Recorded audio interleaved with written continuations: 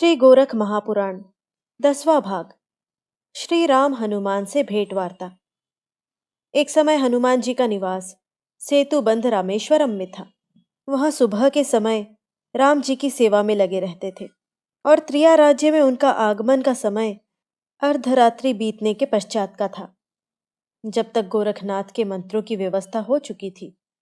जब हनुमान जी त्रिया राज्य की सीमा में आए और ज्यों ही अपना कदम सीमा के भीतर रखना चाहा, तभी उनके हृदय पर वज्रास्त्र का आघात लगा, जिसकी वजह से वह मूर्छित हो भूमि पर गिर पड़े। उसके पश्चात स्पास्त्र ने अपना प्रभाव दिखाया, जिससे वह भूमि के आकर्षण में बंध गए और उनकी सभी गतिविधियां शांत हो गईं।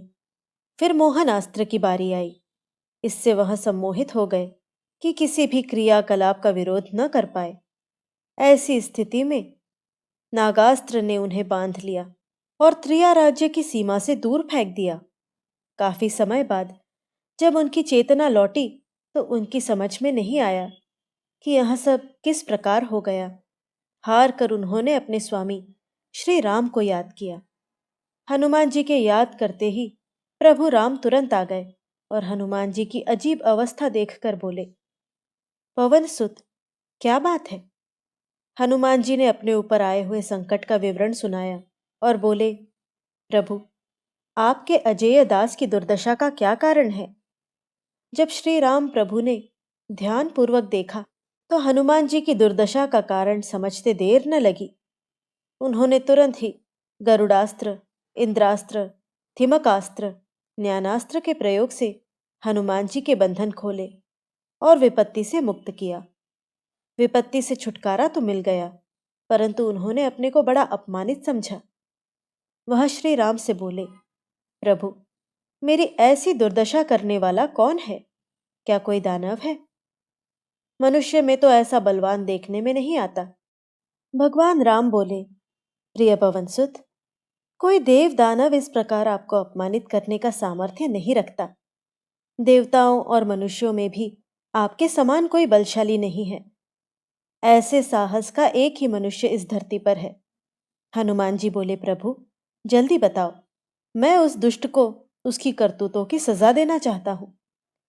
प्रभु मुस्कुराकर बोले, हनुमान जी, शांत हो जाओ। जो भी कार्य किया जाए विचार पूर्वक करना चाहिए। बिना विचारे जो करे सो पाछे पछताए। कार बिगाड़े आपना, जग में होत हसाए। विरोधी का बल आजमाए बगैर उलझना नादानी है। हनुमान जी बोले, प्रभु, जब तक पता न चले बल की जांच किस प्रकार हो सकती है?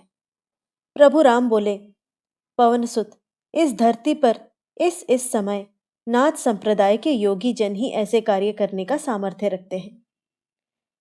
योगी मच्छेंद्र नाथ की प्रदत्त भस्मी द्वारा भगवान हरिहर ने अवतार लिया है। हनुमान जी बोले, प्रभु, मच्छेंद्र नाथ का चेला गोरखनाथ इतना शक्तिशाली हो गया, जिसका गुरु त्रिया राज्य के भोग विलास की दलदल में इतना लिप्त है। श्री राम बोले, पवन पुत्र, आश्चर्य क्यों करते हो? तपस्वी को सब सामर्थ्य है, उससे भिड़ना आसान मत समझो। हनुमान जी बोले, प्रभु, बहुतेरे साधन संपन्न उपासक हरि भक्त तपस्वी के आगे यह सभी सामर्थ्यहीन है। क्या तपस्वी का दर्जा सबसे ऊंचा है? प्रभु राम बोले, पवन पुत्र, बात कुछ ऐसी ही है, परंतु गोरखनाथ का अभिप्राय तुम्हारा अपमान करने का नहीं है। वह तो इस त्रिया राज्य की कीचड़ से अपने गुरु का उद्धार करना चाहता है, इसलिए आपको अपना चमत्कार दिखाकर सूचित किया है कि आप उनके कार्य में बाधा न बने। प्रभु राम की बात सुनकर हनुमान जी बोले, मच्छेंद्र नाथ तो मेरी आज्ञा से ही इस त्रिया राज्य में रह रहा है। मैंने ही मैनाकिनी रानी को उसकी सेवा करने का निर्देश दिया है। प्रभु, अगर गोरखनाथ त्रिया राज्य से अपने गुरु को निकालने में सफल हो गया, तो कठिन समस्या उत्पन्न हो जाएगी। श्री राम बोले, उपाय भी तो कुछ नजर नहीं आता। वहां तो अपने गुरु को निकालने के लिए ही यहाँ आए हैं। हनुमान जी बोले, प्रभु, आप उन्हें समझा तो सकते हैं, शायद आपकी बात वहां मान जाए। कृपया आप मेरे साथ चलकर उन्हें समझाकर तो देखें। अगर वह मान गए तो मेरी बात खराब नहीं होगी। प्रभु राम ने अपने भक्त की बात मान ली और दोनों ने ब्राह्मण वेश बनाकर चिन्नापट्टन की तरफ प्रस्थान किया, जहां कलिंगा सुंदरी अपनी सखियों के साथ गहरी निद्रा का आनंद ले रही थी। रात आधी से अधिक बीत चुकी थी। जल जीवों के शब्द साफ सुनाई पड़ रहे थे।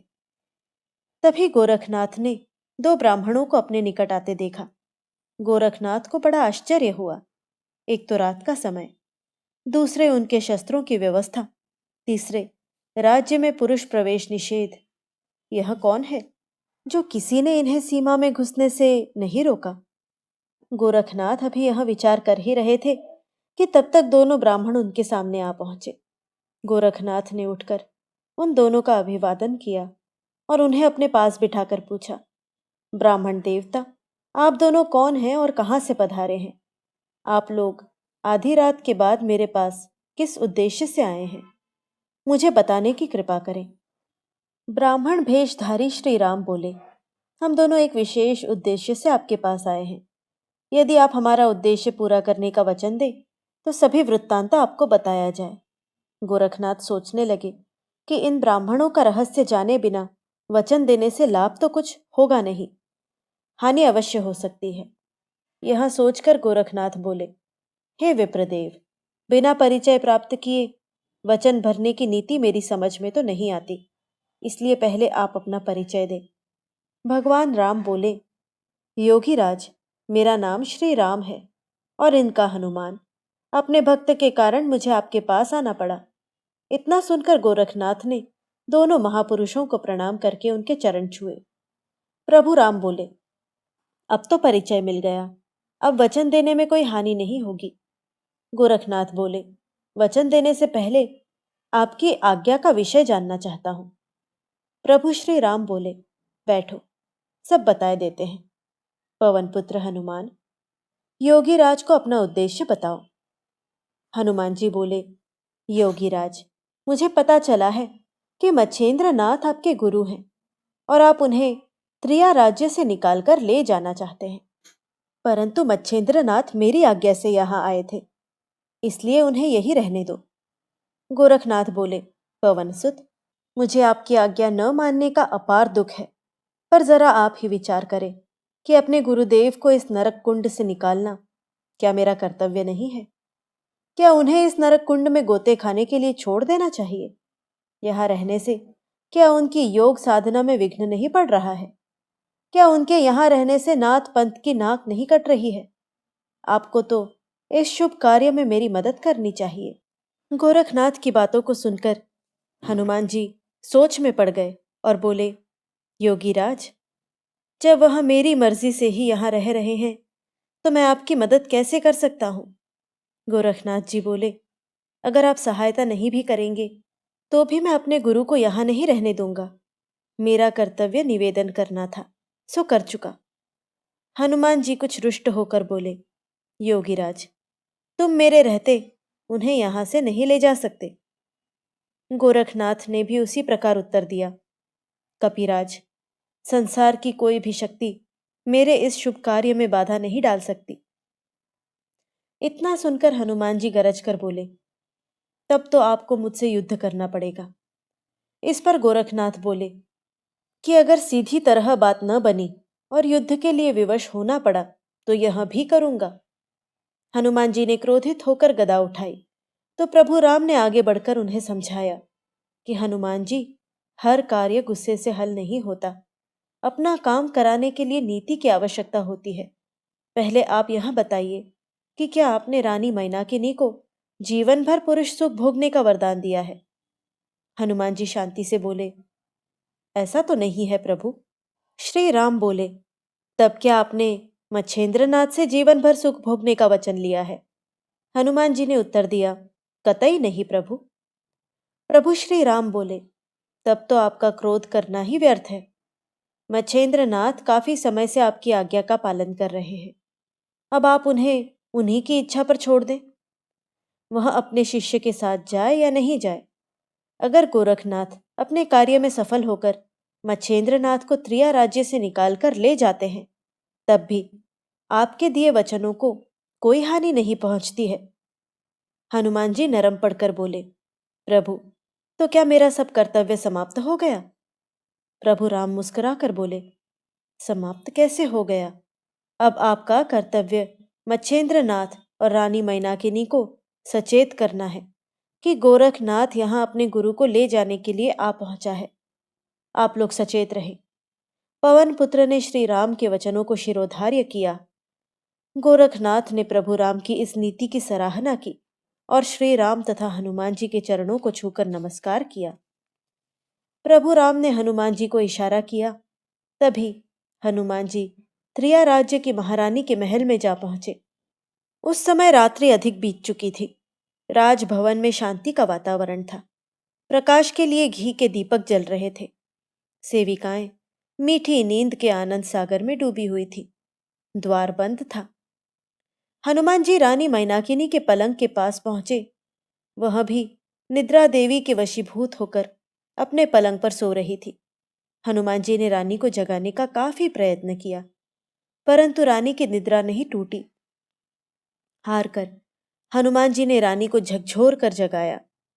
अपने सामने हनुमान जी को देखकर वह हड़बड़ाकर उठ बैठी और हनुमान जी को बैठने के लिए आसन दिया। रानी मैनाकिनी हनुमान जी के आगे हाथ जोड़कर बोली, प्रभु, इस समय कष्ट उठाने का कारण? हनुमान जी बोले, जिसका भक्त संकट में हो उसे कैसे चैन पड़ सकता है? हनुमान जी की बातें सुनकर रानी ने अधीर होकर पूछा, प्रभु, मुझ पर ऐसा कौन सा संकट आने वाला है? हनुमान जी बोले, कोई खास बात नहीं, पर मानसिक कष्ट तो है ही। रानी बोली, आपकी रक्षा में रहते हुए संकट, यहां तो बड़े आश्चर्य की बात है। हनुमान जी बोले, रानी, तुम्हारे कहने से मैंने मच्छेंद्रनाथ को तुम्हारी मनोकामना पूर्ण करने के लिए यहाँ भेजा था। वह 12 वर्ष से तुम्हारी इच्छा पूर्ति कर रहे हैं, जिनकी वजह से तुम्हें एक पुत्र रत्न भी प्राप्त हुआ है। परंतु मच्छेंद्रनाथ का चेला गोरखनाथ बड़ा ही दुराग्रही और शक्ति संपन्न है। वह अपने गुरु को यहाँ से निकालने के लिए आ पहुंचा है और अपने गुरु को यहाँ से साथ लेकर ही लौटेगा। हनुमान जी की बात सुनकर मैनाकिनी रानी बहुत उदास हो गई और बोली, प्रभु, किसी युक्ति से आप उसे समझाइए। हनुमान जी बोले, वह समझने वाला नहीं है। उसका यहाँ एक ही लक्ष्य है कि उसे अपने गुरु को इस नरक कुंड की दलदल से निकालना है। रानी मैनाकिनी बोली, प्रभु, तो क्या फिर कोई उपाय नहीं है? हनुमान जी ने उत्तर दिया कि रानी, मेरी समझ में तो एक ही उपाय आ रहा है कि तुम अपने मोहिनी रूप की त्रियाजाल में मच्छेंद्रनाथ को फंसाए रखो, जिससे गोरखनाथ का कोई उपाय सफल न हो। अगर तुम्हारे रूप जाल का बंधन ढीला रह गया तो गोरखनाथ अपने गुरु को यहाँ से निकाल ले जाने में सफल हो जाएगा। रानी मैनाकिनी कुछ और कह पाती, इससे पहले ब्रह्म मुहूर्त आ जाने के कारण दिन निकलते ही रानी की सखियों की निद्रा भंग हो गई। कलिंगा सुंदरी और उसकी सखियों ने देखा कि गोरखनाथ पद्म आसन लगाए बैठे हैं। वह सब जल्दी जल्दी नित्य कर्मों से फारिग हुई। गोरखनाथ तैयार ही थे। सबके रथ में सवार हो जाने पर वह सारथी के स्थान पर बैठे और रथ हाँकने लगे। चिन्नापट्टन से चला रथ श्रृंगमुंड राजधानी त्रिया राज्य के प्रथम द्वार पर आ पहुंचा, जिसे कलिंगा सुंदरी ने तुरंत रुकवा दिया और गोरखनाथ से कहा कि अब आप भी अपना स्त्री रूप धारण कर लें। इतने में सब सुंदरियां रथ से उतर गई तो गोरखनाथ ने अपनी योग साधना द्वारा अपने चोले को नारी रूप में परिवर्तित कर दिया। उनका नारी रूप निहार सभी सुंदरियों को हैरत हुई और कलिंगा सुंदरी प्रसन्न होकर बोली, बाबा जी, आपने तो सुंदरताई में भी मात दे दी। मेरे विचार से तो इस त्रिया राज्य की कोई भी सुंदरी आपके मुकाबले में नहीं ठहर सकेगी। कलिंगा सुंदरी की बात सुनकर गोरखनाथ मुस्कुरा दिए। तब कलिंगा सुंदरी ने नियमानुसार अपनी एक सेविका को रानी मैनाकिनी के दरबार में भेजा, जिसने मच्छेंद्रनाथ के पास बैठी महारानी को दोनों हाथ जोड़कर नमस्कार किया और फिर बोली, आदरणीय महारानी जी, मेरी स्वामिनी कलिंगा आपको संगीत कला का प्रदर्शन दिखाना चाहती है। आज्ञा हो तो हम लोग यहाँ आकर अपनी कला का प्रदर्शन करके आप लोगों का मनोरंजन करें। मैनाकिनी रानी इस समय मानसिक दुख से परेशान थी। परंतु मन बहलाव के लिए स्वीकृति दे दी। स्वीकृति मिलते ही सेविका ने कलिंगा सुंदरी को आकर बताया कि स्वीकृति तो मिल गई है, परंतु महारानी कुछ अनमनी सी बैठी हैं। मनोरंजन करने पर काफी पुरस्कार मिलने की संभावना है। कलिंगा सुंदरी शीघ्र ही अपनी सखियों को वस्त्री भेषधारी गोरखनाथ को साथ लेकर दरबार में पहुंची और महारानी का अभिवादन किया। महारानी मच्छेंद्र नाथ के साथ रत्न जड़ित सिंहासन की शोभा बढ़ा रही थी। कलिंगा सुंदरी की सभी सखियों ने अपने अपने साज ठीक किए। तब गोरखनाथ ने अपना मृदंग बजाना प्रारंभ किया। कलिंगा सुंदरी ने अपने मधुर कंठ से गाना प्रारंभ किया, जिससे सभी स्त्री सभा मोहित हो गई। फिर अपना गाना बंद कर उसने नाचना आरंभ किया, जिसकी सभी महिलाओं ने भूरी भूरी प्रशंसा की। तभी कुछ महिलाओं का ध्यान मृदंग की थाप की तरफ गया, जो थाप बड़ी अद्भुत थी। चेत मच्छेंद्र गोरख आया। मृदंग की धुन सुनकर महारानी भी बौरानी सी हो गई, परंतु मच्छेंद्र नाथ अधिक बेचैन हो गए। मृदंग की धुन से उन्हें विशेष बोध मिल रहा था कि चेत मच्छेंद्र गोरख आया। धीरे धीरे यह शब्द ज्यादा साफ हो गए, जिससे मच्छेंद्र नाथ की व्याकुलता और भी बढ़ गई और उनका सिंहासन पर बैठना दूभर हो गया। उन्हें अधिक बेचैन देखकर महारानी ने पूछा, मुझे लगता है कि आपको नृत्य पसंद नहीं आया। आप कहें तो बंद करवा दिया जाए। मच्छेंद्र नाथ बोले, अच्छा लगा या नहीं लगा, पर सचेत जरूर कर दिया गया हूं। रानी ने उत्सुकता से पूछा, मैं आपके कहने का अभिप्राय समझ नहीं पाई। मच्छेंद्र नाथ बोले, नहीं समझ पाई तो अब समझने का प्रयत्न करो कि इस मृदंग से कौन सी ध्वनि आ रही है। रानी बोली कि आप ही बताएं, मुझे तो इसकी समझ नहीं है। मच्छेंद्र नाथ बोले, मृदंग की धुन कह रही है, चेत मच्छेंद्र गोरख आया। अगर मन लगाकर सुनोगी तो समझ में भी आ जाएगा। गोरखनाथ ने धुन को और साफ करके बजाया। तब रानी बोली, शब्द तो कुछ इसी प्रकार के हैं, परंतु अभिप्राय क्या है जो आप इतना बेचैन हो रहे हैं। मच्छेंद्र नाथ बोले, अभिप्राय तो स्पष्ट है कि गोरखनाथ आ पहुंचा है और मुझे उसके साथ जाना पड़ेगा। महारानी मैनाकिनी हनुमान जी द्वारा पहले ही सचेत थी। अब उसकी समझ में आ गया कि स्त्री भेषधारी मृदंग वादिका और कोई नहीं, गोरखनाथ है। उसने फिर भी गोरखनाथ को वहां से हटवाकर दूसरी स्त्री से मृदंग बजवाया, पर किसी ने वैसी धुन नहीं बजाई। अंत में रानी ने फिर से गोरखनाथ को आदेश दिया।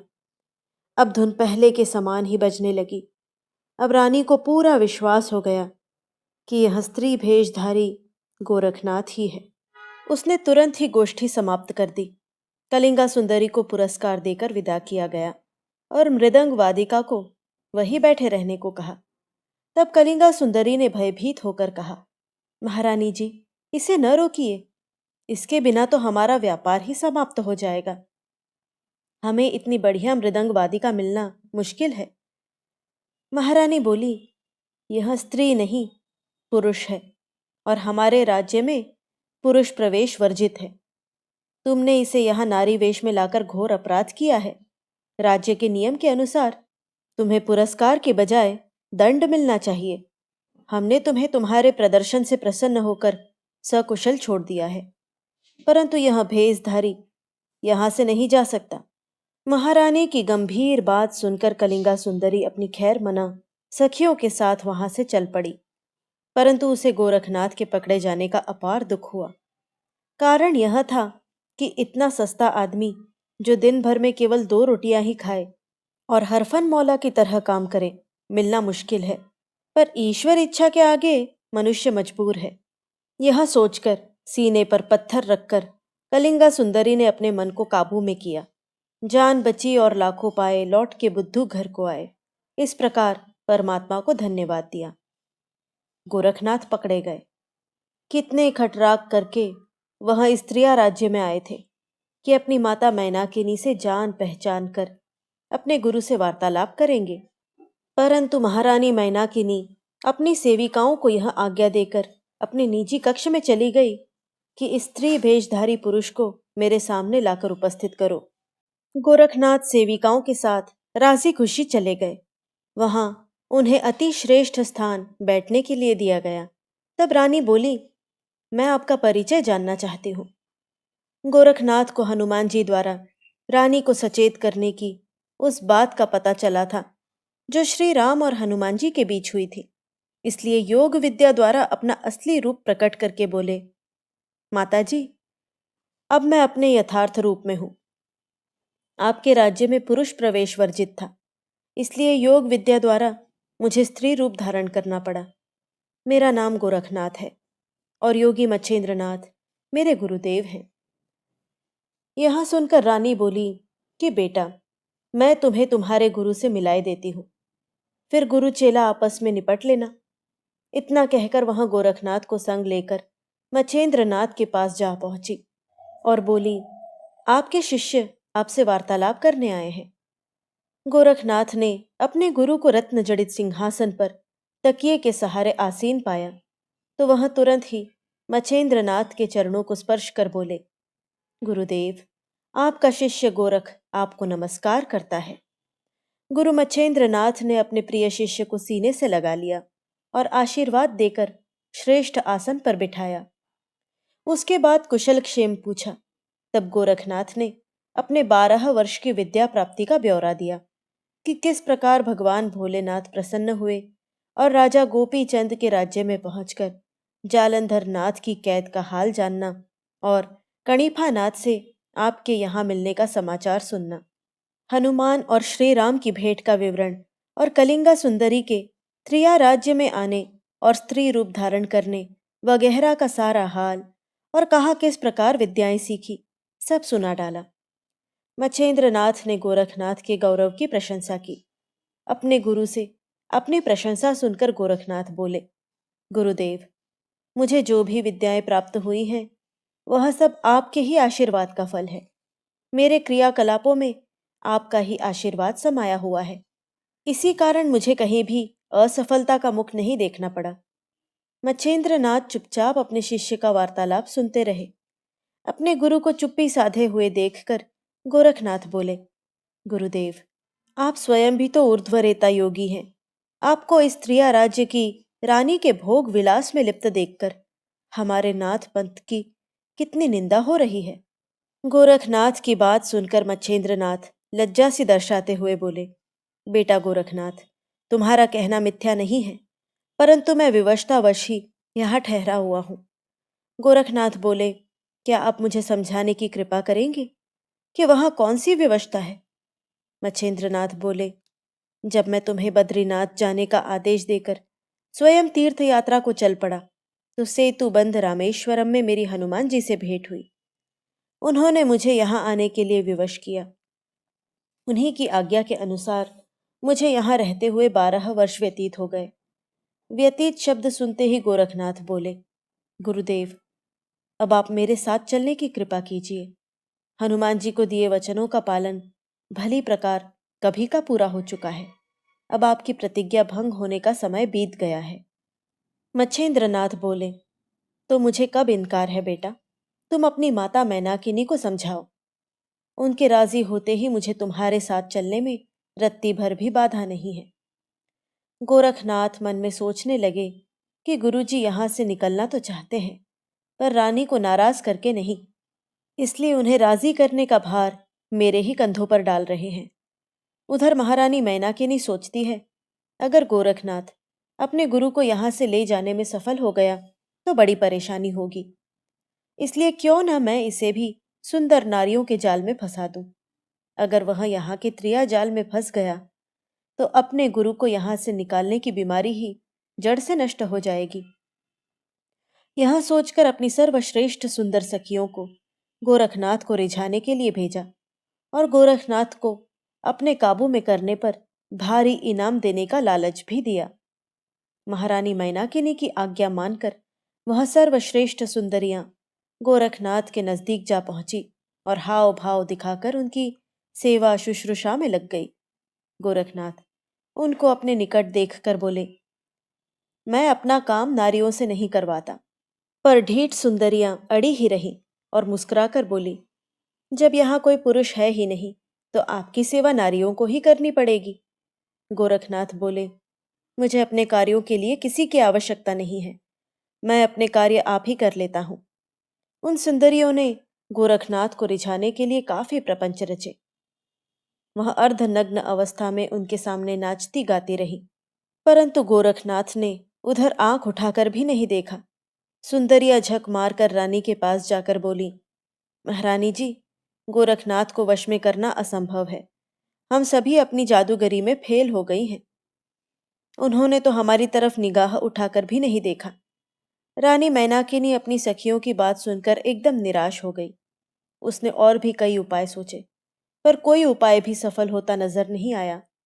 मछेंद्रनाथ की संगत से मैनाकिनी को एक पुत्र की प्राप्ति हुई थी, जिसका नाम मौनीनाथ था, जो रानी को बहुत अधिक दुलारा था। उसके आंख से ओझल होते ही रानी बुरी तरह बेचैन हो जाती थी। एक दिन मछेंद्रनाथ के पास रानी मैनाकिनी, मौनीनाथ और गोरखनाथ बैठे हुए थे। तभी मच्छेंद्रनाथ गोरखनाथ से बोले, वत्स, मौनीनाथ ने कई दिनों से स्नान नहीं किया है, क्योंकि जाड़े से बुखार आने के कारण वह बीमार था। अब ठीक हो जाने पर स्नान करना आवश्यक है, इसलिए तुम इसे नदी पर ले जाकर अच्छी प्रकार स्नान करा लाओ। गोरखनाथ समझ गए कि गुरुदेव महारानी को मेरा चमत्कार दिखाना चाहते हैं, और जो चमत्कार होगा उसका श्रेय भी मुझे ही मिलेगा। यह सोचकर वह मौनीनाथ को नदी के तट पर ले गए और उसकी दोनों टांगे पकड़कर उठाया तो वह रोने लगा। गोरखनाथ ने मौनीनाथ के रोने की परवाह किए बिना ही उसे शिलाखंड पर पछाड़ना शुरू कर दिया, जिस प्रकार पटले पर धोबी कपड़े पछाड़ता है। परंतु वस्त्रों वाली क्रिया मनुष्य के लिए तो प्राण घातक ही है। 3-4 पटकियों में ही मौनीनाथ के प्राण पखेरु उड़ गए। उसके पश्चात भी उसकी त्वचा को रगड़ रगड़ कर धोया, जिससे कि भीतर की सारी गंदगी निकल गई। फिर उसे राजमहल में ले जाकर छत पर सूखने के लिए डाल दिया। जब गुरु मच्छेंद्रनाथ को मौनीनाथ नजर नहीं आया तो वह बोले, बेटा गोरख, मौनी कहाँ रह गया? गोरखनाथ बोले कि आपने ही तो उसे ठीक प्रकार से स्नान कराने की आज्ञा दी थी, इसलिए मैंने उसे ठीक प्रकार से स्नान कराकर छत पर सूखने को डाल दिया है। छत पर धूप में उसकी खाल भली प्रकार सूख जाएगी। मच्छेंद्रनाथ को ध्यान से देखने पर ज्ञात हुआ कि मौनीनाथ मर चुका है। महारानी मैनाकिनी भी गोरखनाथ की बात सुनकर चौंकी और मच्छेंद्रनाथ को संग लेकर छत पर जा पहुंची। गोरखनाथ ने जो कुछ कहा था, सचमुच वही नजारा अपनी आंखों से देखा कि मौनीनाथ मर चुका है और उसकी खाल धूप में सूख रही है। अपने बेटे की ऐसी दुर्दशा देख रानी रोते रोते बेहोश हो गई। जब रानी को होश आया तब मच्छेंद्रनाथ कह रहे थे कि अरे निर्दयी गोरख, तूने तो इस अबोध बालक को जान से ही मार डाला। तूने तो इसके प्राण ही हर लिए। रानी मैनाकिनी रोते रोते बोली, प्राण ही नहीं हरे, अंजर पंजर तक नष्ट कर डाले, अस्थि वगैरह कुछ भी नहीं रही। इस पर गोरखनाथ बोले, गुरुजी, आपने ही तो आदेश दिया था कि इसे ठीक प्रकार से स्नान कराना। आपकी आज्ञा का पालन करने में मेरी क्या खता है? गुरु मच्छेंद्रनाथ क्रोध दर्शाते हुए बोले, अरे मूर्ख, स्नान का अर्थ मार डालना कौन सी किताब में लिखा है? तूने यह कार्य ईर्ष्यावश किया है। रानी मैनाकिनी मच्छेंद्रनाथ से बोली, आप तो कहते थे कि गोरख सद्गुणी विद्वान है। आपके इसी शिष्य ने शत्रु के समान मेरे बेटे को मार डाला है। गोरखनाथ बड़ी धीरता के साथ बोले, हे माता, न कोई किसी को मारता है और न ही किसी के मारने से कोई मरता है, इसलिए इस नाशवान वस्तु का शोक करना ही व्यर्थ है। मच्छेंद्रनाथ बोले, यह उपदेश बघारता है, हत्या करके ज्ञानीपने का ढोंग करता है। गोरखनाथ बोले, गुरुदेव, आप तो परम ज्ञानी हैं।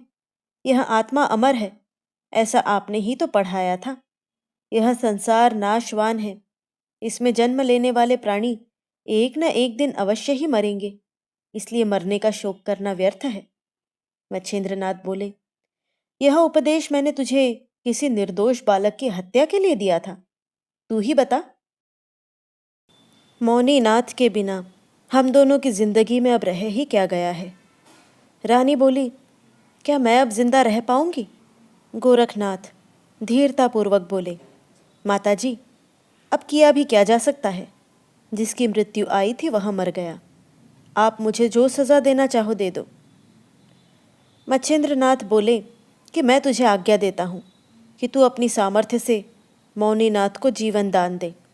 अपने गुरु की आज्ञा को शीश चढ़ाकर गोरखनाथ ने संजीवनी मंत्र की भस्मी को अभिमंत्रित कर मौनीनाथ की खाल पर छिड़क दिया। फिर क्या था, एक ही सूरज शक्ल वाले 108 मौनीनाथ उत्पन्न हो गए। सबका कद और रंग रूप एक सा ही था।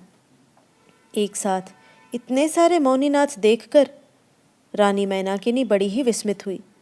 उनकी समझ में नहीं आया कि इन सब में मेरा मौनीनाथ कौन सा है। गोरखनाथ बोले, माताजी, अब इतने मौनीनाथ आपके सम्मुख हैं। इनमें से अपना मौनीनाथ चुन लो। अगर सभी लेना चाहो तो सबको भी ले सकती हो।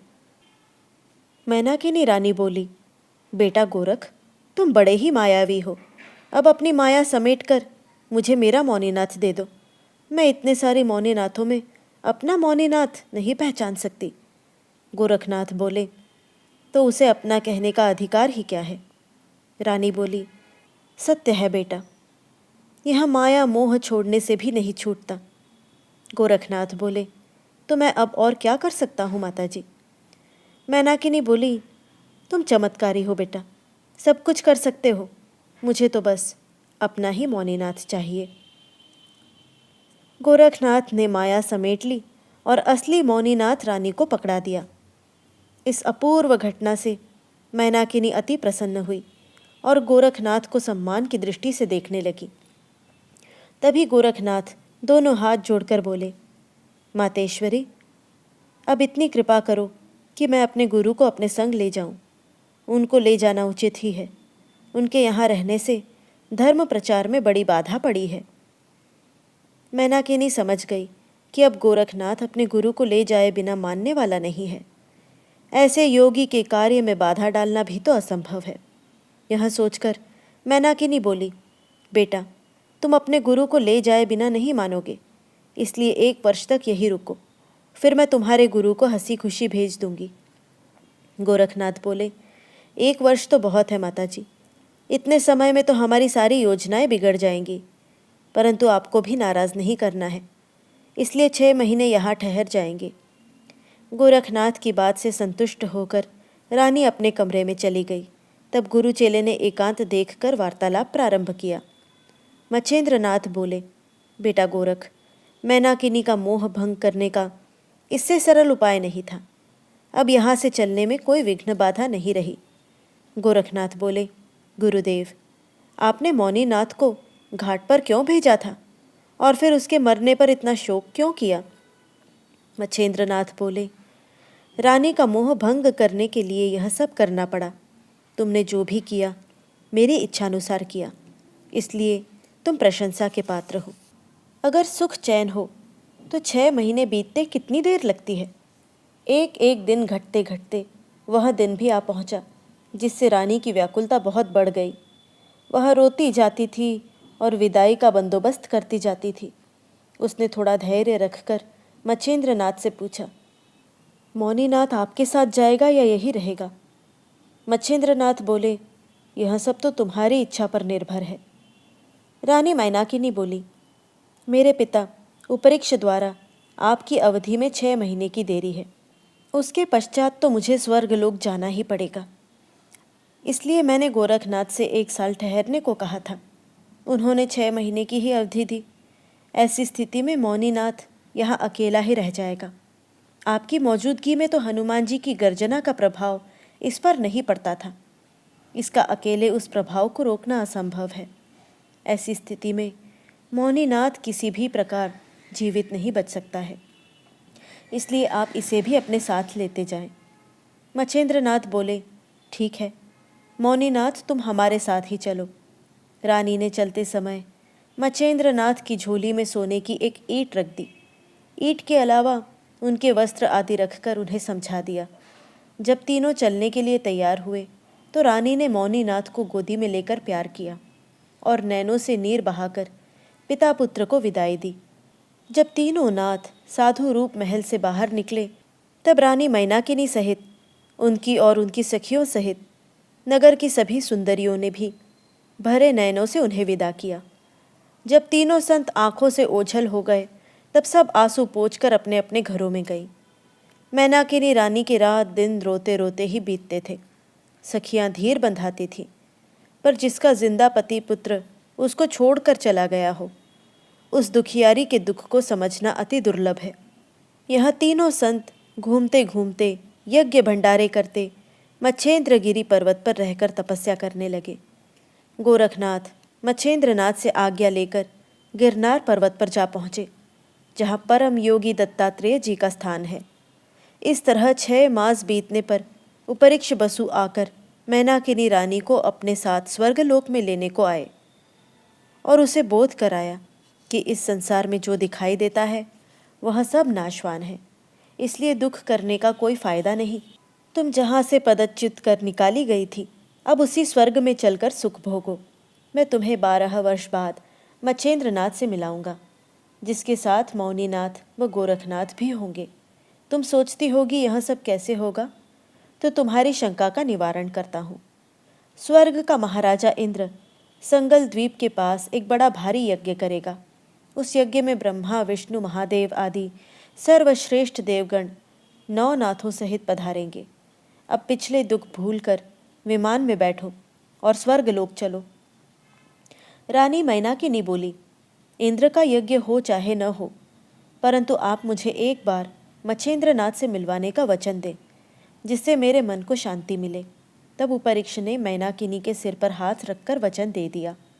तब रानी मैनाकिनी ने संतोष कर अपनी दासी दरभामा को राजभार सौंप उसे गद्दी पर बैठाया और स्वयं विमान में बैठकर स्वर्ग जाने को तैयार हुई। रानी के चले जाने का दुख नगर की सभी सुंदरियों को था। रानी ने सभी को धीरज बंधाया और समझाया कि दरभामा ही आज से तुम्हारी महारानी हुई। यह ही अब तुम्हारी रक्षा करेगी और तुम लोग भी इन्हें पूर्ण सहयोग देना। इतना कहते ही रानी का विमान चल पड़ा और वह शाप मुक्त हो स्वर्ग सुख भोगने लगी।